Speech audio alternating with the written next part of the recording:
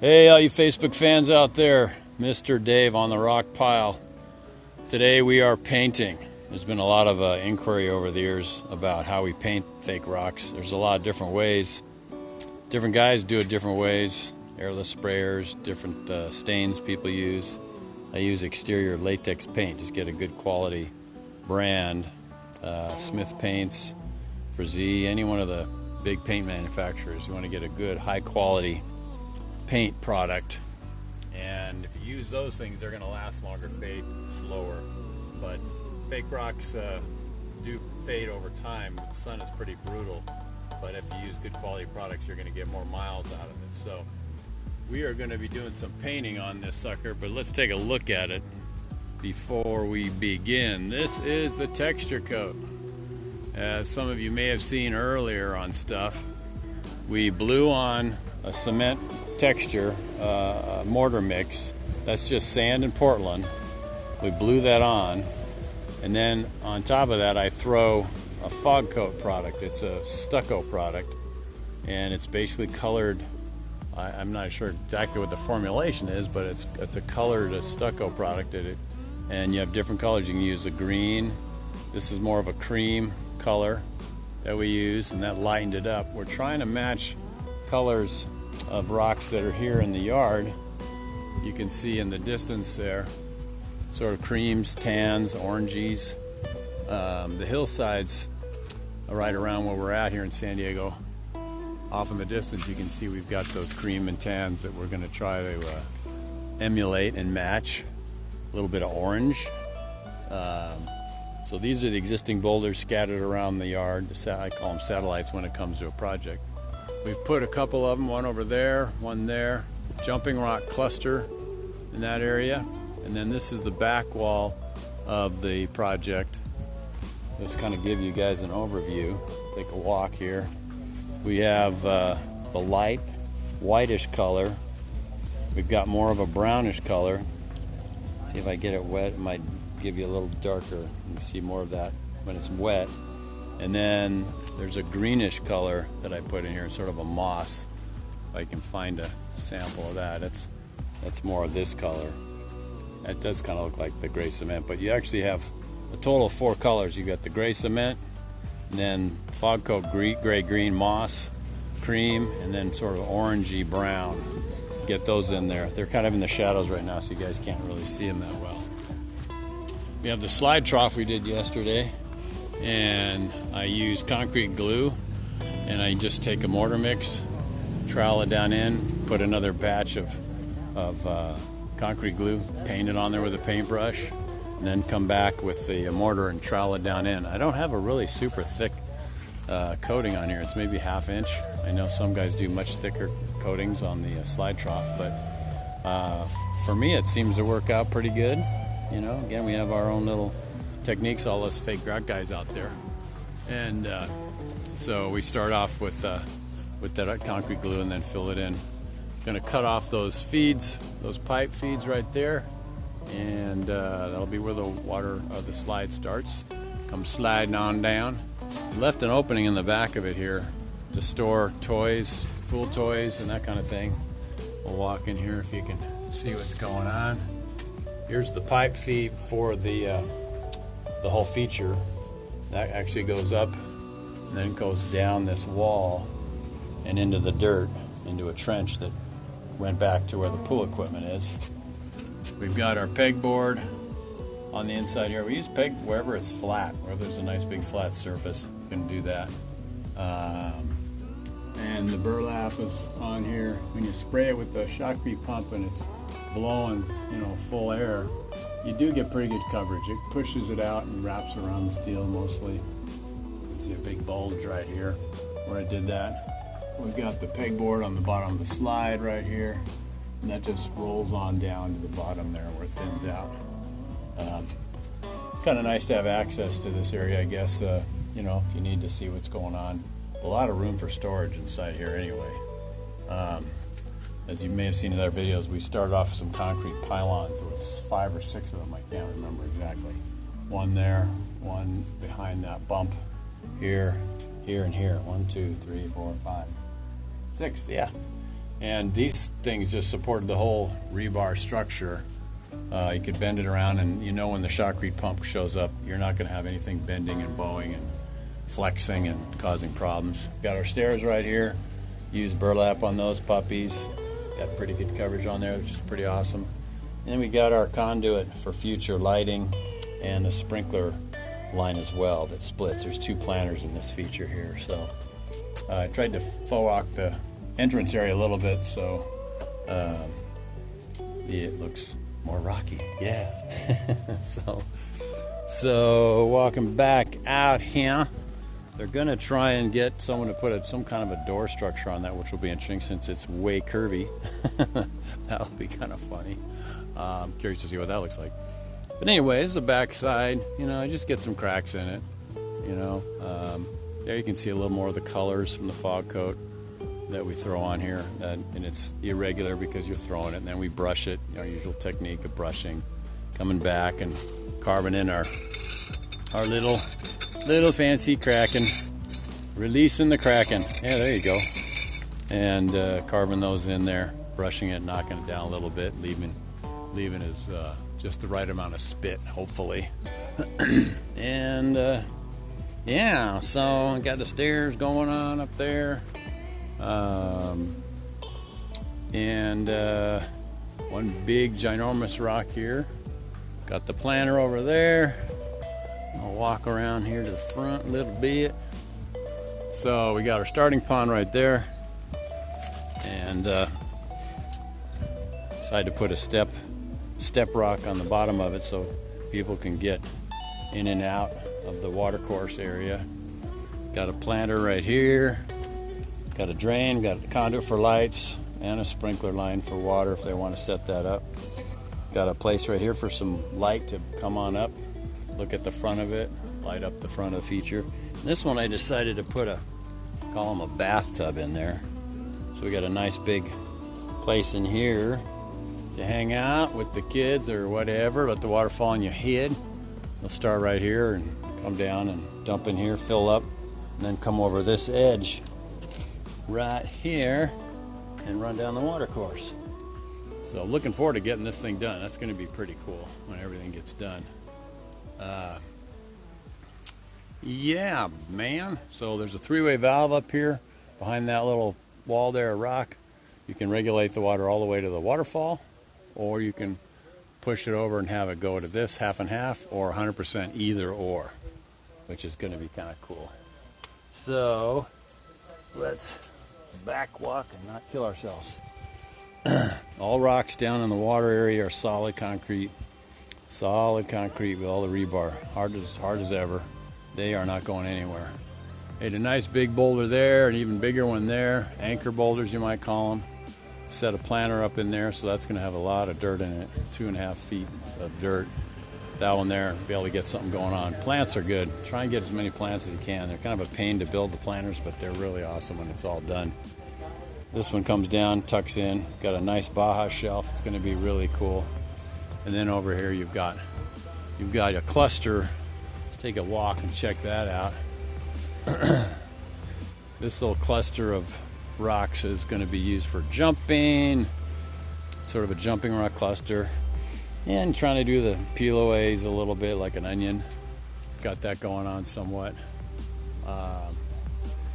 Hey, everybody out there, I'm just going to click the howdy doodies.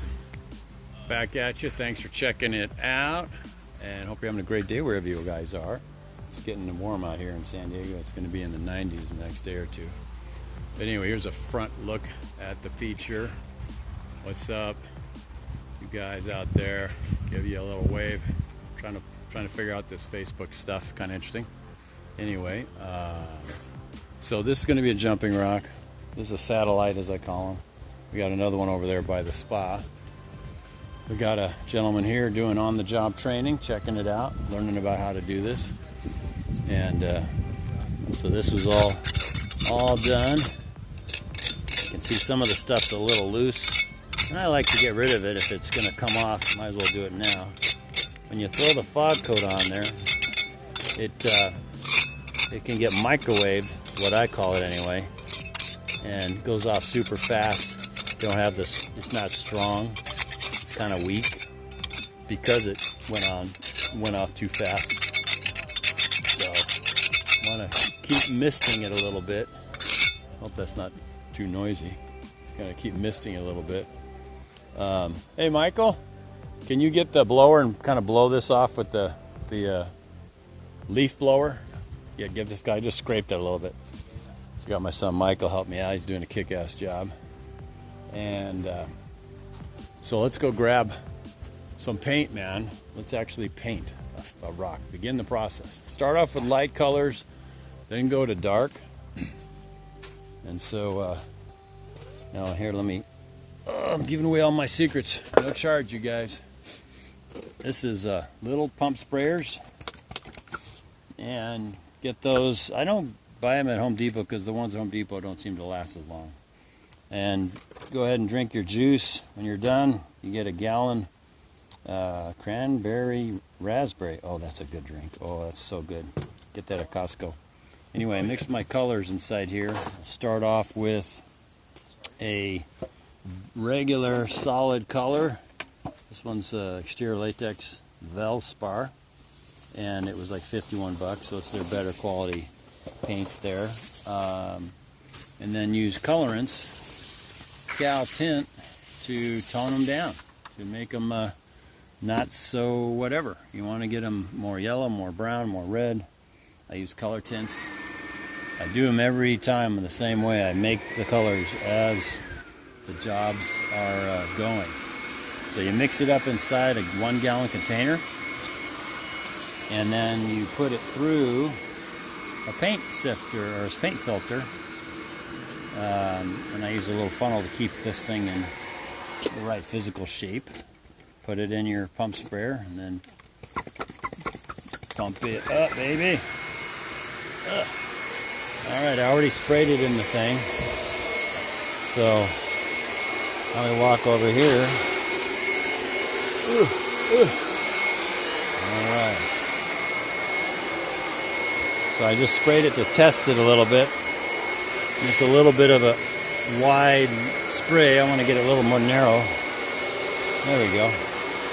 Now the rocks we're doing are going to be pretty light. You see that? Just wiggle it back and forth. So we're getting color on there, and that's a good thing. The more you open the nozzle, the more it sprays a bigger volume of color on. It's good to, you can see there's a lot of fog coat on that one still. Whoops. I'm getting distracted. And there you go. It's almost a bullet. Getting the yellow on there. Yellow cream, yellow-ish. Starting light and then going dark. Going dark. Just wiggle it back and forth. Wiggle it back and forth. You want to make sure you don't just make everything the same flat color. You can end up with problems. So it's good to put a color on one plane of a rock and then leave another one a different color. You want to be able to have depth to your feature too. So this big rock right here, we want to make this color different than what's behind it so that you'll have that differentiation and your eye will see depth. As you walk around, there'll be different colors. So it's a good idea to remember that, not to just plaster everything with the same color. And it's so easy to do. You have to really restrain yourself because we want to, you know, the human beings, we kind of want to make everything the same. You can see how that's kind of darker and that's gray, so I want to pull back and restrain myself. That's got a lot more color on it, which is awesome. I'll do a little more here. Remember, the rocks we're going for, these yellowy browns in the back, so this is kind of a good base color for that. You want to have highlights, light spots, and then dark spots to have negative space that pulls you in. It makes the feature have depth. If you don't do that, it just flattens out and all looks the same. The paint dries almost instantaneously. Hopefully the wind won't blow the paint back into my camera or my phone here. Just wiggle it back and forth. You can see that. Just wiggle it back and forth. That's all from like one pump. It's still putting it out. So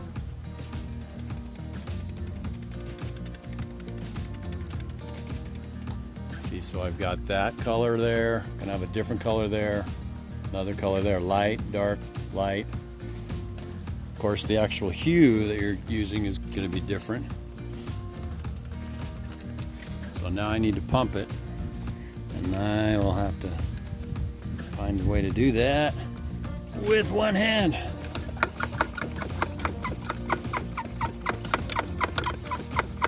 So you pump your sprayer, and if you see stuff, you get it out of there. All right, Daniel, what's up? All right, we are painting fake rocks again, live with Mr. Dave. Wow, look at that. Bringing the color down. Boom.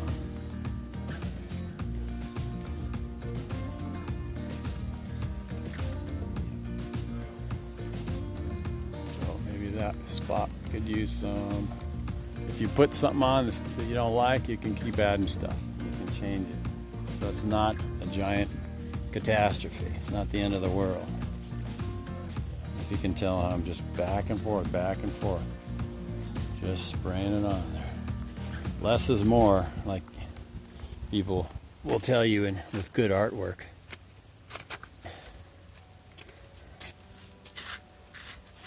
And again, the human tendency is to just keep painting. More paint is good. No, not necessarily. And it's back and forth. So here's our planner. And we're just getting the base color down. It's nice.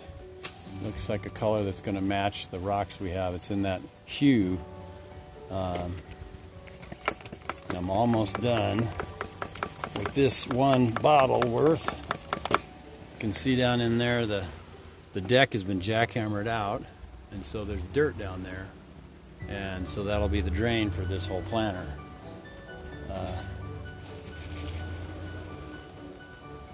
I make the colors each job from scratch. Now, it's kind of stupid. I could probably go somewhere and get Michael, we can put some plastic right on these bricks here. I think I might paint them otherwise.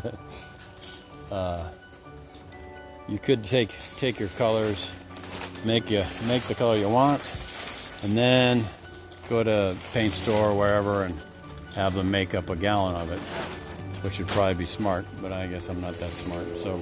But I'm getting a lot of practice in mixing up colors, getting the tints that I like, being more and more practiced at getting colors dialed in. There's our valve up there, if you can see it. I just sprayed some color on it to make it disappear. And this bottle is done. All right, so that bottle has been pumped through. It's like a quart, I guess. So now we're down back to the little mixing session here. Tom, you want to help me out here? Tom is going for a on-the-job training, learning all the secrets here with Mr. Dave.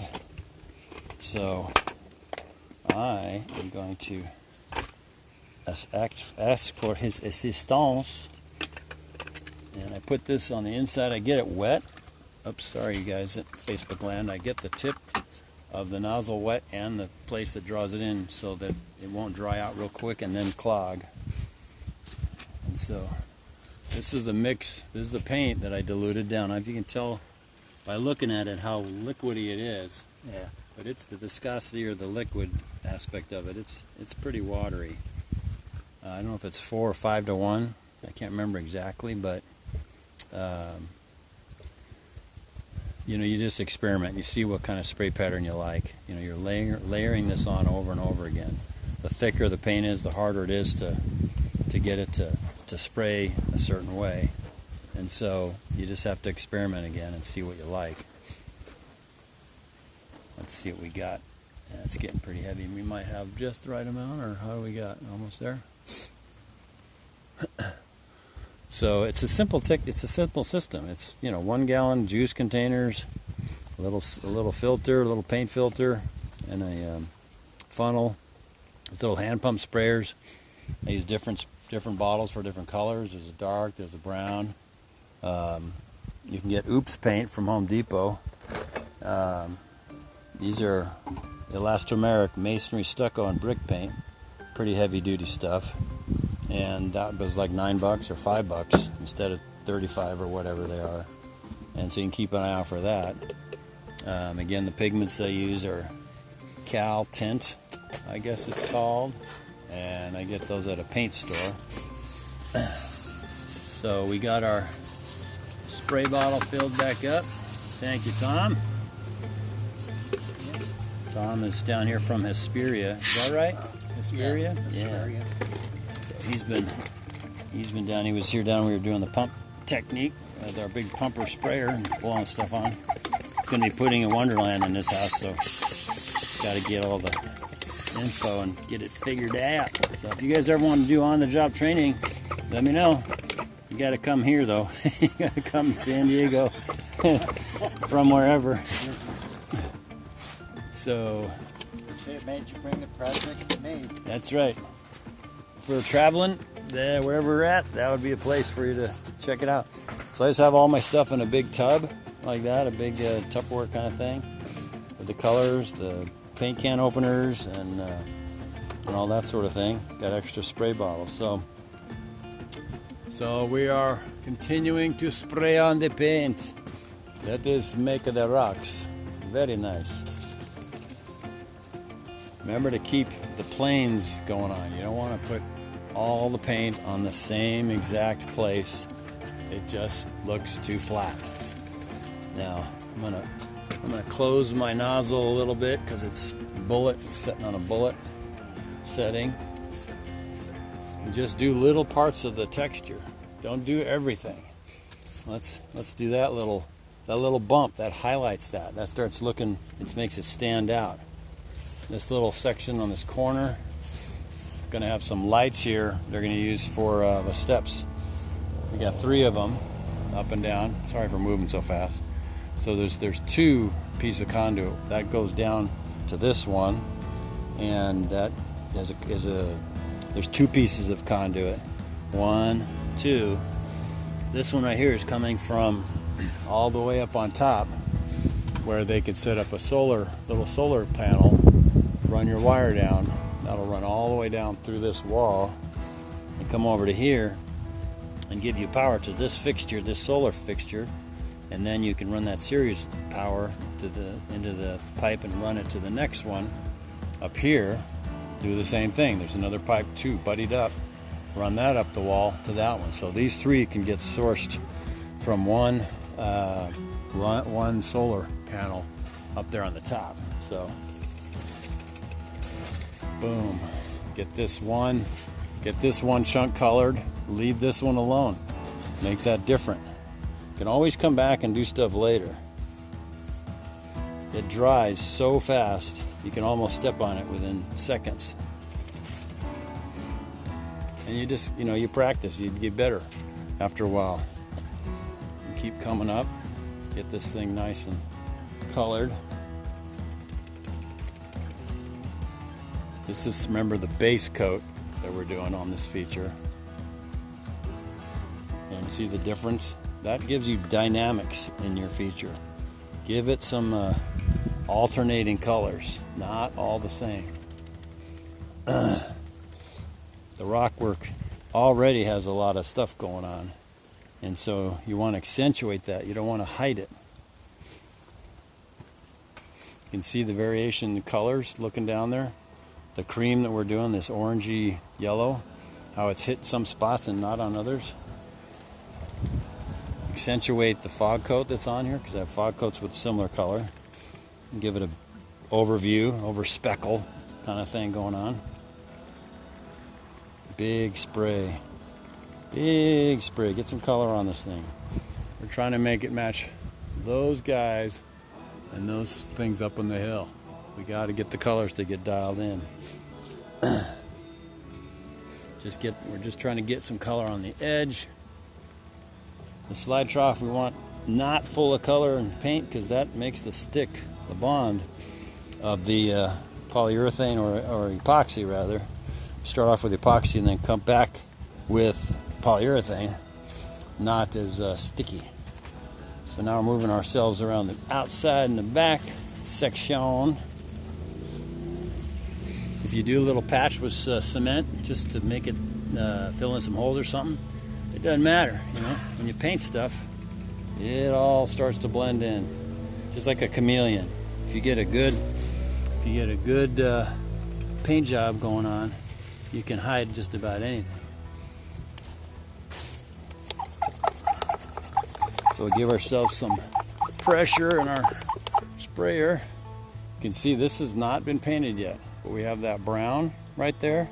We got the cream, the white. And up there's more of that brown, that fog coat. That's a cementatious product. It will not fade.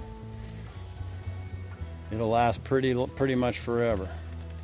So maybe I can accentuate some of that. Add some more of the same sort of a brownish, yellow, orangey to it. Get the corner maybe a little bit. Get this thing right here. And you can also hit it. See, that's a lot more paint. You can make it hard. Hit it hard if you want. This is all this part of this beginning stages. Back and forth, get some of that color. The rocks don't have too many spots where they're full of gray, so we're going to want to not have much of that. But again, the variety of color gives yourself a more natural, authentic looking feature. Best rock has many, many colors. All you guys that do that green lichen stuff, that's just amazing. That's just really cool. And just wiggling it back and forth. I don't know if you can tell from the video. I'm just wiggling it back and forth. So this wall is looking more cool. Yeah? All right. Waving back at you people out there. Trying to walk and chew gum at the same time. Very exciting. So, all right. So we're at the cave entrance and just checking it out, seeing where I want to put my color.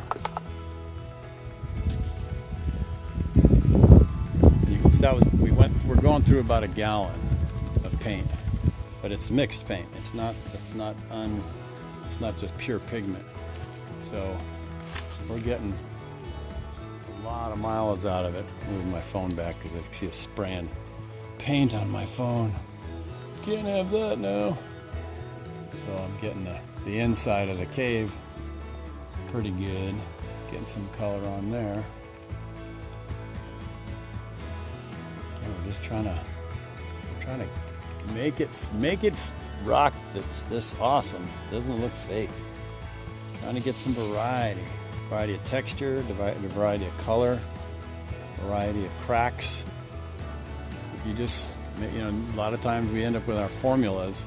All of us guys, I think, to one degree or another, end up with a formula, and it just doesn't quite pull it off.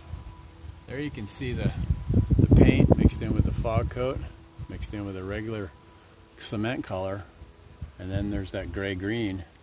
And we're just getting started, and it looks pretty real. I mean, that's pretty cool.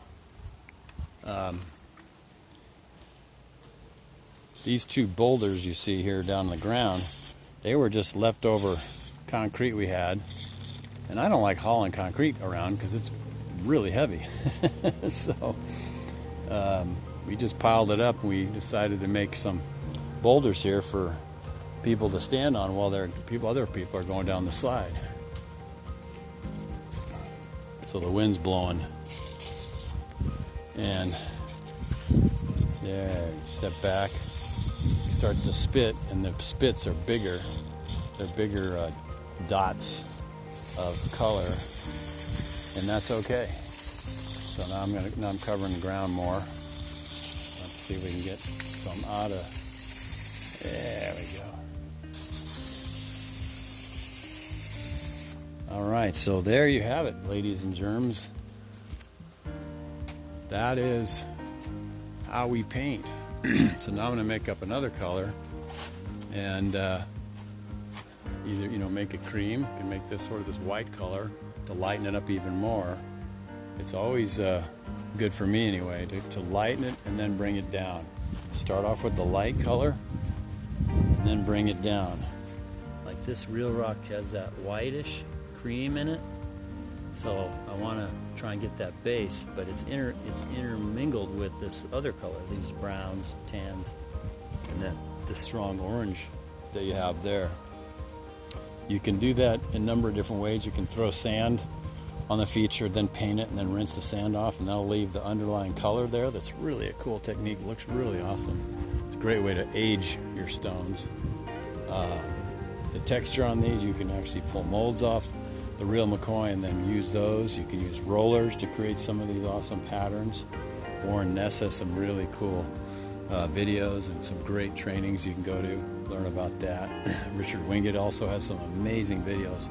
Highly recommend you grabbing a copy of those. A lot of guys are actually starting to try and help others, and they teach with get them to understand how to do this stuff, and which is really cool. When I started, I didn't have any place to go and learn how to do it, and so it was sort of trial by error, learning on it as I go, and just looking at nature and trying to copy nature, and that's what we all should be doing all the time.